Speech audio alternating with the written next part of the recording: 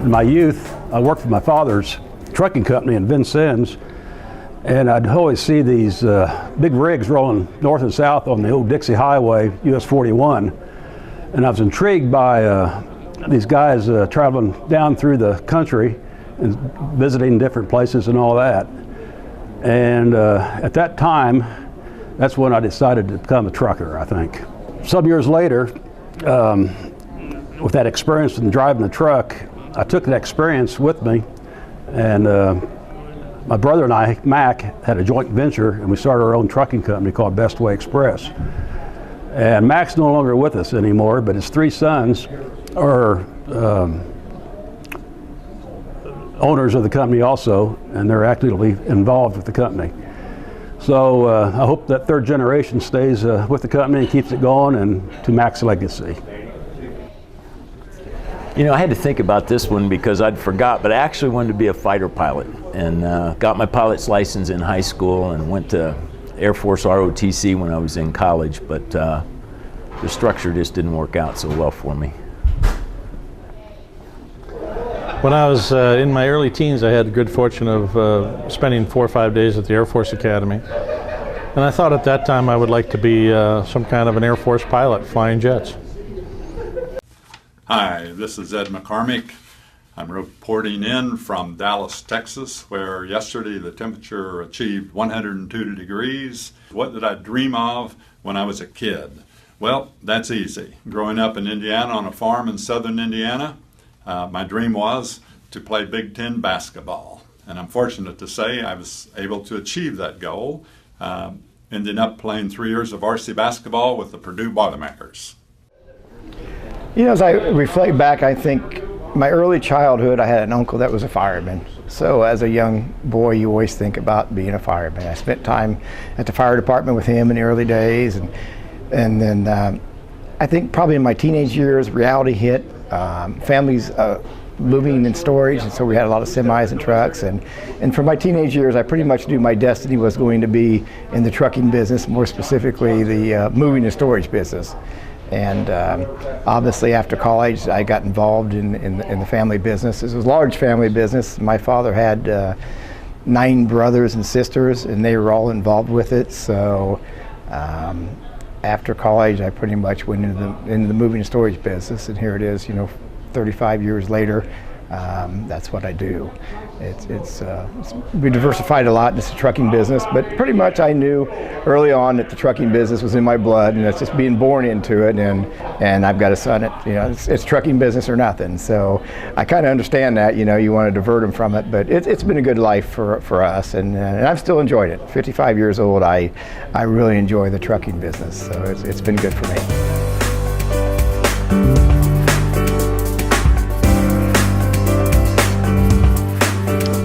Well, I started out like a lot of the others in this association, driving a truck.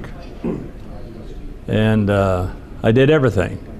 I was the dispatcher, the mechanic, and the driver, and the loader and the unloader. And then when I got 3 or 4 trucks or 5 trucks, I was still trying to do it all. And then I went to an industry meeting, and I'll never forget, a fellow by the name of Mark Robeson, who at that time was Senior Vice President of Yellow Freight, or Yellow Transit as it was known then. And he made a speech to the group, and he says, in my judgment, the reason that most young truckers fail after they start getting bigger is they still try to do everything themselves.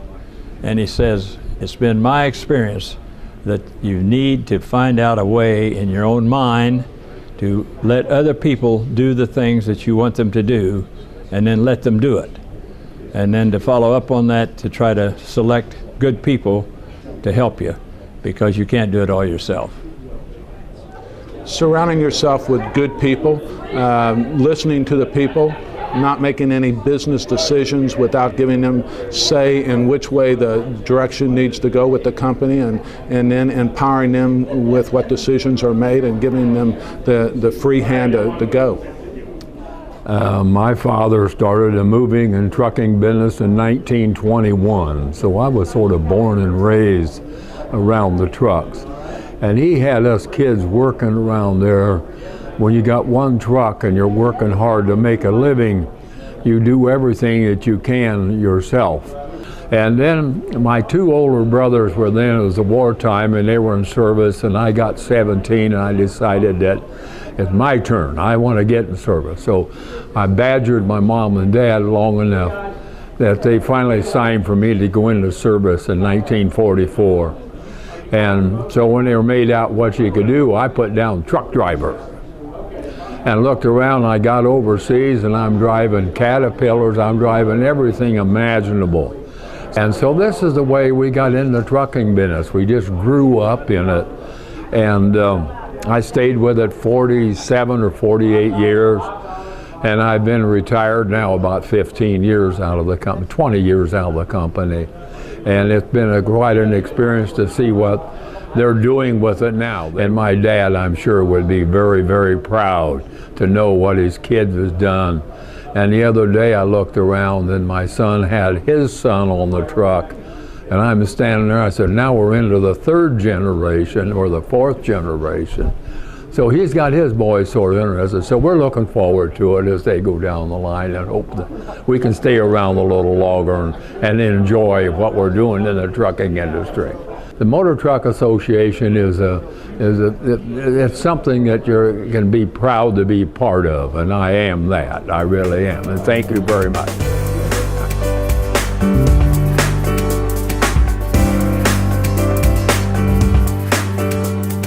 Well, the bucket list, gosh, there's been so many things that's happened in my life. The number of bucket things have taken place that I've really appreciated and enjoyed.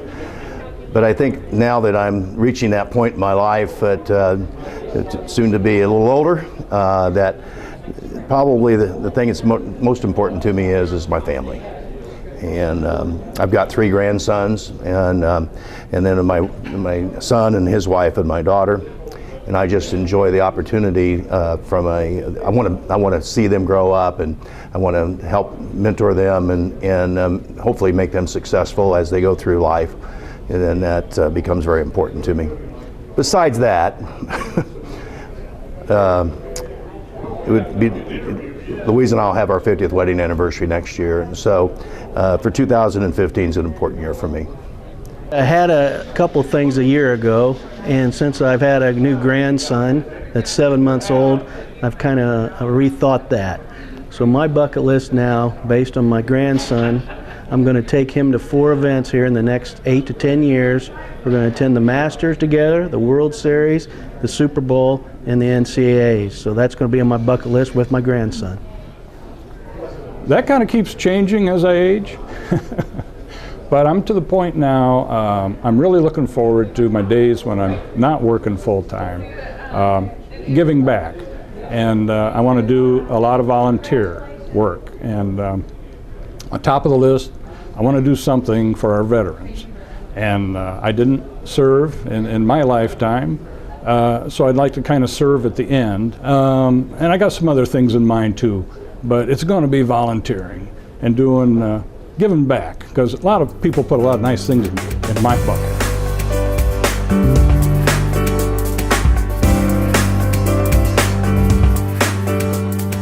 Probably first would be the family that I now have, my wife who's put up with me, and raising 2 children, a daughter and who has her own business, and my son who works with me, and having 4 wonderful wonderful grandchildren. One of the things is having a lot of you might say luck, but taking advantage of a lot of opportunity that was put in front of me to allow me the ability to just have a lot of good luck to go out and create businesses and be a part of that niche. Well, I would have to say that we have a family business. We're in the trucking. I'm the 2nd generation. My dad started in the 40s. He died in '86. I was the 2nd generation. Most businesses fail in the 2nd generation. Our business has done well. I'm almost 63 and getting ready to get into the 3rd generation. Our sons work in there. We have 9 children, 6 of them work in the business. But I'm really proud of our family. We have a great relationship. We're best friends. Even after work, we get together, we do things, and so I enjoy coming to work, working with my family, seeing them do well in the business, learn it. My wife has been a huge part in it. We have a big family, and it gets interesting. But so God has blessed us. You're looking at a happy guy. It goes well for us. Great. In 2005, when I was chairman of the IMTA, that was when Mitch Daniels contacted the IMTA and wanted us to have a meeting with him about an idea he had. And his idea was major moves. And he stressed it was very, very important for the Indiana Motor Truck Association to be on board with him. Otherwise, he really didn't think he could go forward with it. He needed the truckers.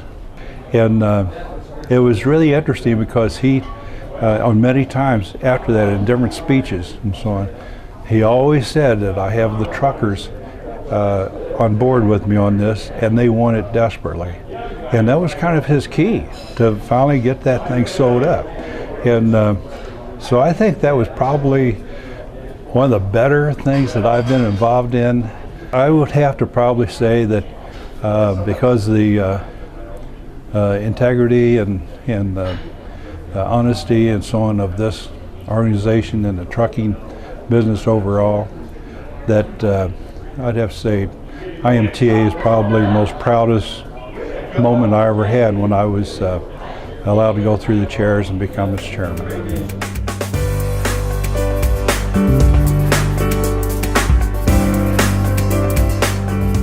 I think it depends on what area of the character that you're dealing with. For me, as a Christian, I think the greatest leader was Jesus Christ in the religious standpoint, and I think he's had a great influence on my life. I think when you talk about trucking, I think my father was the greatest influence, a great leader. He taught me trucking. He taught me about nuts and bolts and diesel fuel and oil and how to conduct the business and how to make a business successful. When I think about the trucking industry, I think about all the friends and connections I've had with people through associations, people like the IMTA, people like the Truckload Carriers Association, people like the ATA. I think that's a very, very important thing because you can network and you can build your knowledge and build partnerships through association. And when I think about the IMTA, I think about past leaders like Carl Cook. He was a great inspiration for me because he taught me that it doesn't matter how many trucks you have. When you're in the association, it's one man, one vote. And it doesn't matter if you got 5,000 or 5, you have the same power, you have the same input as the guy that is the big truck. And I remember one time hearing Don Snyder, who, this was in the early 80s after deregulation. Don Snyder talked about the key elements to be successful in trucking. And the one he brought up that I hadn't thought about because I was all about service and growing a fleet, he talked about the availability of capital. And I could remember that I'm not sure that you can do well in this business anymore without the availability of capital, and along with what you have to have your game plan, you have to have a business plan, and you have to be engaged every day in it. So those are a couple leaders that in different areas that I think have been influential for me. I believe the greatest leader of all time was Dwight David Eisenhower. As General Eisenhower, he led America's greatest generation. These are the folks that won World War II for us. They're the ones that went to places that they had never heard of before. They're the ones that did things that they had no idea morally that they could do. They're the ones that performed physically things that they never dreamed that they could do. And as a result, we're here today. And General Eisenhower is a person that had to step up and lead these folks. So Dwight David Eisenhower is a man that when you see him speak on your black and white television back when I was a kid, there was no question that this man was in charge or in command. Well, I think that's a very broad question. However, as I looked at that as the Indiana Motor Truck Association, I have a lot of respect for Mr. C. James McCormick. I was just getting involved in the organization, and he was a true inspiration to me. I appreciate the friendship that we've had over the years, and come to find out he was an old fraternity brother, which even made it better.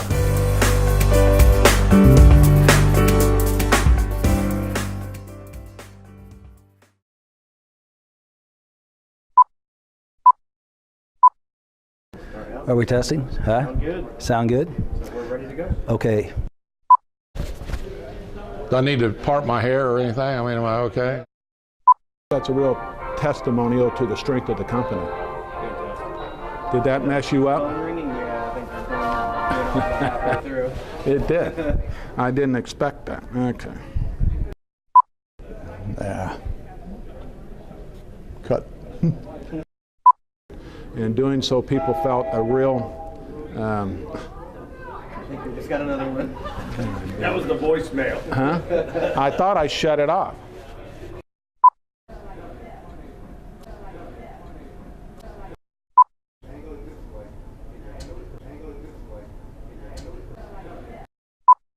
I'm failing all over the place here. And let's start over. Okay, I gotta get myself on a roll here.